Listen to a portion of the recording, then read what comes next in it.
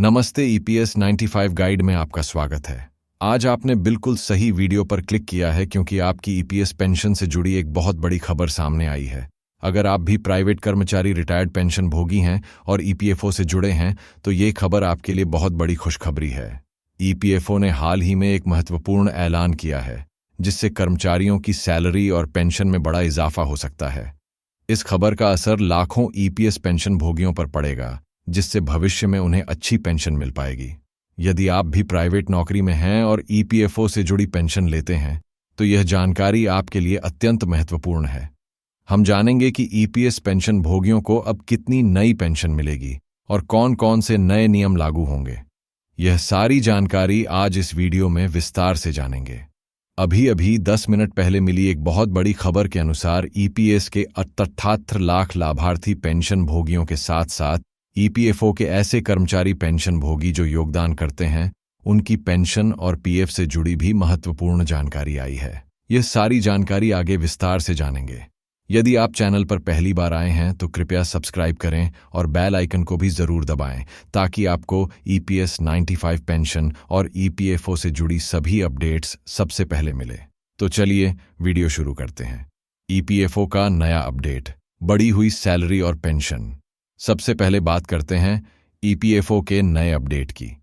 कर्मचारियों को मिलने वाली है बढ़ी हुई सैलरी और पेंशन, यानी आपको बढ़ी हुई पेंशन कितनी मिलेगी और बढ़ा हुआ सैलरी लिमिट कितना देखने को मिलेगा। साल 2014 से आरएस 15,000 का वेतन लिमिट लागू है, जिसके अनुसार आपकी पेंशन की गणना होती है।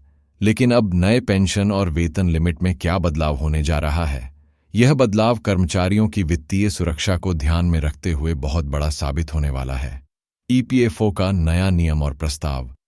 ईपीएफओ ने केंद्र सरकार के सामने एक प्रस्ताव रखा है कि ईपीएस पेंशन भोगियों का वेतन और पेंशन दोनों में संशोधन किया जाए ताकि कर्मचारियों को सेवा के बाद एक सम्मानजनक जीवन जीने लायक पेंशन मिल सके। यदि यह प्रस्ताव साल 2025 तक लागू होने की संभावना है तो निजी कंपनियों में काम करने वाले रिटायर्ड पेंशन भोगियों को और बेहतर पेंशन मिलेगी और नियमों में भी बदलाव देखने को मिल सकते हैं। यह बहुत बड़ी जानकारी सामने आ रही है। ईपीएफओ ने पेंशन भोगियों के योगदान और पेंशन योजना में बदलाव से जुड़े संकेत दिए हैं, लेकिन आधिकारिक घोषणा अभी बाकी है। इसके अंतर्गत कर्मचारी और नियोक्ता दोनों के योगदान की राशि में बढ़ोतरी हो सकती है। कर्मचारियों की वित्तीय स्थिति होगी बेहतर। ईपीएफओ द्वारा कर्मचारियों के लिए पेंशन योजना को और मजबूत किया गया है। सैलरी और पेंशन दोनों में बढ़ोतरी को लेकर अपडेट्स और संकेत मिल रहे हैं, जिससे कर्मचारियों की वित्तीय स्थिति बेहतर हो सकती है। कर्मचारियों और पेंशन धारकों की पेंशन की राशि में 10% तक का इजाफा भी देखने को मिल सकता है। नई वेतन लिमिट और कंपनी का योगदान। कर्मचारियों को नई वेतन लिमिट मिलने वाली है। ईपीएफओ विचार कर रहा है कि कर्मचारियों की सैलरी में बढ़ोतरी की जाए ताकि उन्हें अधिक पेंशन मिले। इसके अलावा कंपनी की तरफ से भी कर्मचारियों के प्रोविडेंट फंड पीएफ में पेंशन को भी पूर्ण निर्धारित किया जाएगा। यह आप सभी के लिए एक बहुत ही अच्छा और महत्वपूर्ण कदम साबित होगा। सैलरी में बढ़ोतरी का विस्तृत विवरण। निचले स्तर के कर्मचारी सैलरी में 12% योगदान, 8% की योगदान राशि। मध्यम स्तर के कर्मचारी सैलरी में 15% योगदान, 9% की योगदान राशि। उच्च स्तर के कर्मचारी सैलरी में 18% योगदान, 12% की योगदान राशि। वेतन लिमिट में बढ़ोतरी का उद्देश्य कर्मचारियों को अधिक पेंशन राशि प्रदान करना है, जिससे उनकी वित्तीय स्थिति बेहतर हो, उन्हें बेहतर सेवाएं मिले और उनका भविष्य सुरक्षित हो। पेंशन बढ़ोतरी की मांग और संभावनाएं। कर्मचारियों ने से सासापा 100 से 29,000 की पेंशन लागू करने की मांग की है। ईपीएफओ ने रिटायर्ड कर्मचारी पेंशन भोगियों की पेंशन की बढ़ोतरी को लेकर संकेत जारी किए हैं। यह बदलाव कर्मचारियों को लंबी अवधि में अच्छा लाभ दे सकता है। ईपीएफओ के अनुसार पेंशन की राशि में 10% तक का इजाफा हो सकता है। यह संभावना है कि निचले स्तर के कर्मचारी पेंशन में 10% का इजाफा। नई पेंशन आरसी 5,000। मध्यम स्तर के कर्मचारी पेंशन में 10% या 12% का इजाफा। नई पेंशन आरसी 8,000 प्रतिमाह। उच्च स्तर के कर्मचारी पेंशन में 15% की बढ़ोतरी। नई पेंशन आरसी 12,000। यह केवल संभावनाएं हैं, आधिकारिक घोषणा अभी देखने को नहीं मिली है।